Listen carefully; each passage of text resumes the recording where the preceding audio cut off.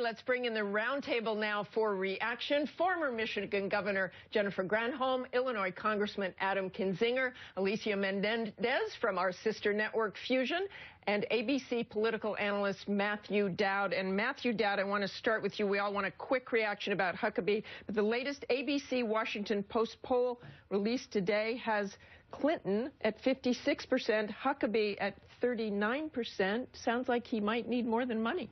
Well, I think these races for president obviously are all, they're like a hockey season where you have to get into the regular season. You have to go through the regular season to win in the playoffs. His goal right now is not worrying about the general election. It's worrying about the primaries, obviously.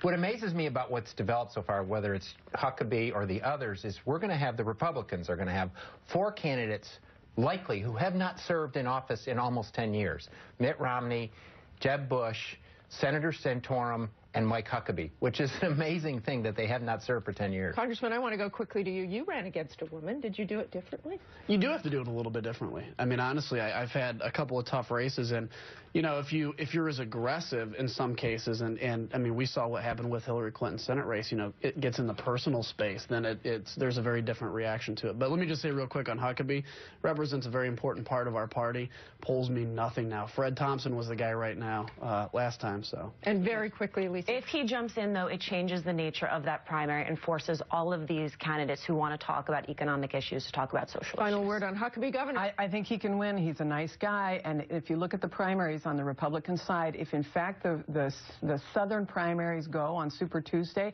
he could run the table. Okay, there's some news there. We're just getting started. Much more to come on 2016. Plus, how will the Supreme Court rule on gay marriage? But first, our powerhouse puzzler inspired by Martin Luther King Day. Here's the question. Which president law making MLK's birthday a federal holiday? Back in 2 minutes with the answer. Which president signed a law making MLK's birthday a federal holiday? Let's see those whiteboards. Governor? Ronald Reagan?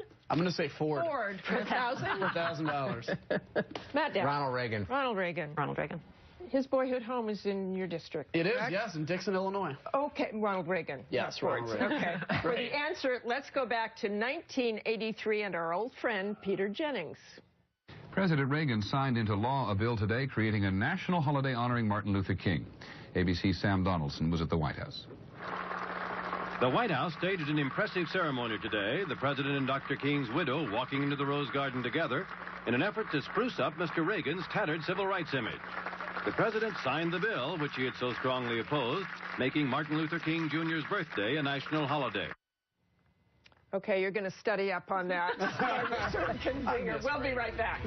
To you, Matt Dowd, because I've been on Twitter this week, and you had some advice for Mitt Romney. For some perspective, Romney might want to look at Godfather movie saga. 1 was good, 2 was great, 3 bombs. What are you saying there exactly, Matt? Well, I mean, obviously, he has the right to run, and if you look at the polls right now, Mitt Romney leads. How long that will last is anybody's question. To me, it's an amazing disparate field. It's so many people that have run before. It makes me think of the late, great Morris Udall from Arizona's famous quote where he said, presidential ambition is a disease whose only cure is embalming fluid. And I'm just amazed at how many candidates, Hillary Clinton, Mike Huckabee, Santorum, Mitt Romney, all these people have run before who want to try it again. Okay, but look at Mitt Romney, and you saw him sort of lay out where he would go with this if he does it. Heavy on foreign policy, looking out to solve the poverty question. Does he risk having people say, who is this guy? Well, I think that's a huge risk for Mitt Romney, and it's not only a risk, it's a reality for Mitt Romney. He ran one campaign in 2008, a different campaign in 2012, and to me, this campaign he's now developed, obviously he should be talking about foreign policy. We have, as you led into all of this, we have huge foreign policy concerns.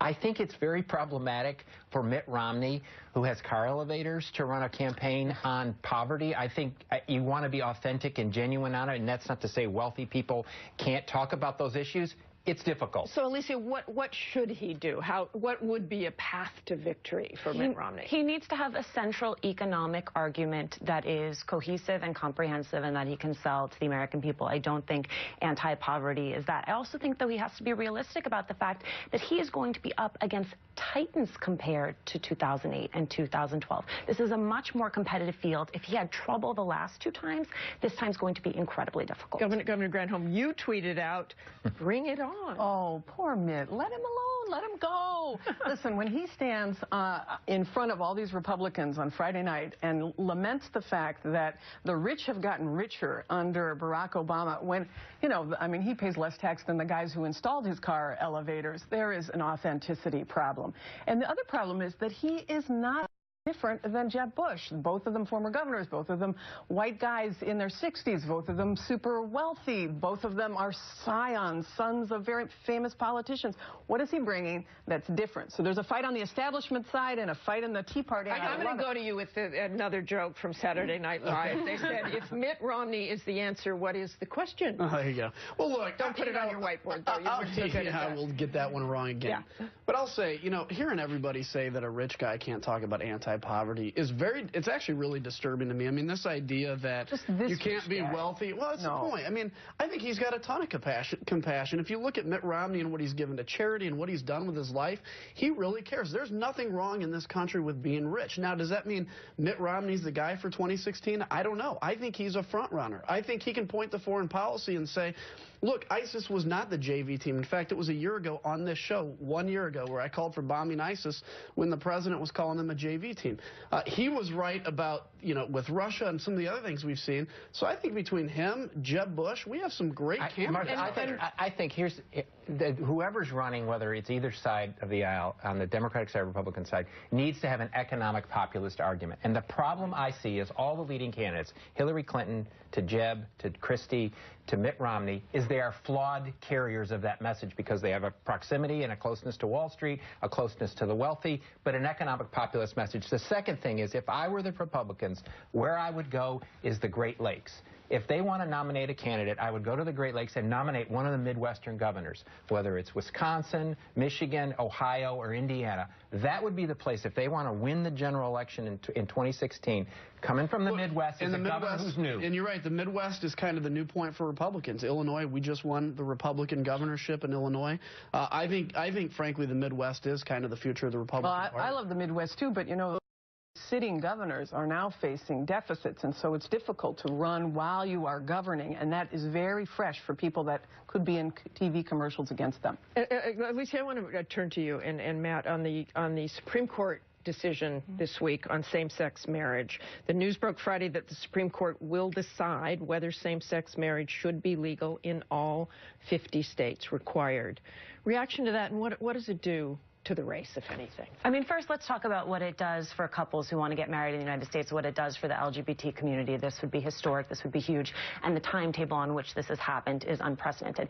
If for some reason they overturn the decision, then all of a sudden you have married couples in states whose marriages are undone. That is incredibly complicated and messy. For the race itself, I think it actually presents an opportunity for Republicans to focus on economic messaging rather than being forced to talk about social issues. Well, to me, actually, I think the Supreme Court, who didn't delve into this decision in the last 4 or 5 years. This decision is not only right. They're way behind the public. They're way behind Legal the public. in 36 states. If you take a look at interracial marriage, when they made that decision, the Supreme Court made that decision on interracial marriage, 20% of the public supported interracial marriage. They made that decision. Today, a majority of the country supports this. On the politics of this, so I think the Supreme Court is going to ultimately decide states can't ban gay marriage, and the country will be better because of that. On the politics of this, I think it's both of those things. Alicia is right. I think it's both. It presents itself an economic argument, but for the Republican primary, there's going to be many voters who are upset about this, many Republican primary voters. And somebody like Mike Huckabee, which the governor said, has an opportunity for a cultural argument that will resonate with some segment of the Republican primary voters. And so I think, yes, it helps them in the general election, but it helps a cultural conservative in the Republican primary. Okay, let's move to Tuesday, the State of the Union. We've already gotten a big preview on what may be upcoming. The State of the Union proposals, these policy proposals: free community college for 2 years, paid sick and maternity leave, expanded internet access, and a tax hike on the wealthy to pay for a middle-class tax cut. Any of these going to happen? We tried this tax hike on the wealthy thing with the fiscal cliff, which I voted for, by the way, because to me it represented compromise, which is necessary. This will be my 5th State of the Union with President Obama. I've heard so many proposals, some of which sound good, some that don't. And every time after the State of the Union, and I try to be this ever optimist, but every time after the State of the Union, he goes and retreats and doesn't reach out to Congress. I've met the president probably 2 or 3 times in my entire life, and each were at a receiving line. He's never reached out to Congress, and Democrats tell you the same thing. You can't get your proposals done unless you're willing to have a relationship with an important branch. And it's a two-way street, of course. And now that Republicans are in charge of Congress, they have to show that they can get something done. So yeah. I think the moment is really ripe for some great compromises. And what the president is doing with this State of the Union is really addressing the issues that actually this economic populism, this argument opens up, making sure that we restructure taxes so that it benefits the majority of people and not just the people at the very, very top. There's been immediate pushback on the part of the Republicans. I think that puts them in a really hard position, because how can you defend these capital gains trust loopholes for the uber millionaires? The president wants. He wants to just put us in a box. He doesn't want to. No, but the point is it would be to invest in the very things that will help the middle class. The sad thing about this, which presents why we're in such a dysfunctional state, is the president's going to propose laws that he knows the Congress won't pass. Right. But why? Why won't they? I mean, he knows that. He's doing it for political reasons. I totally and the Congress,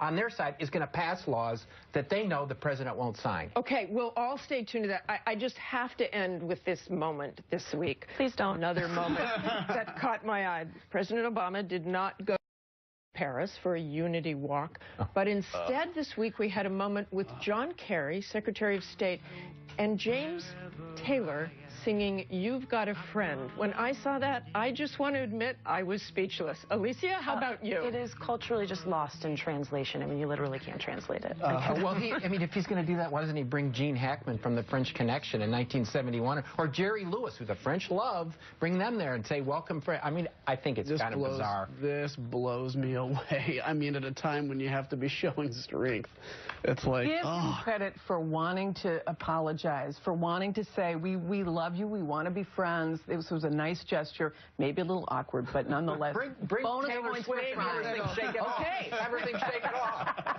Yeah, maybe not the best. Maybe not the best apology and foreign policy move on that. Okay, we'll all look forward to the State of the Union and watch it next week and talk about it. But thanks, everyone. Back with our Sunday Spotlight after this. Catch This Week online.